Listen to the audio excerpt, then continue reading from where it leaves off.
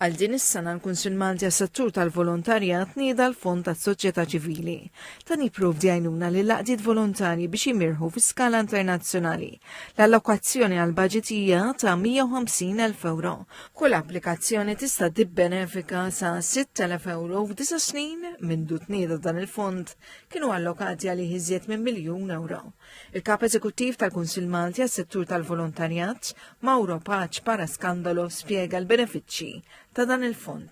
Laqdiet kollha reġistrati mal-Kummissarju tal-Volontarjat ikunu jistgħu japplikaw kemm sabiex biex jattendu attivitajiet u konferenzi barra minn Malta, kif ukoll biex ngħinuhom biex iħallsu fees ta' affiljazzjoni ma' entitajiet fuq livell Ewropew u internazzjonali u għalhekk inħeġġu wkoll allura laqdiet biex javviċinawna ħalli nkunu nistgħu nigwidawhom dan il-mod. It-tnedija tal-fond saret għand laqda volontarja ġej Malta li tipprovdi lil żgħażagħ opportunitajiet ta' xogħol fl-intraprenditorjat.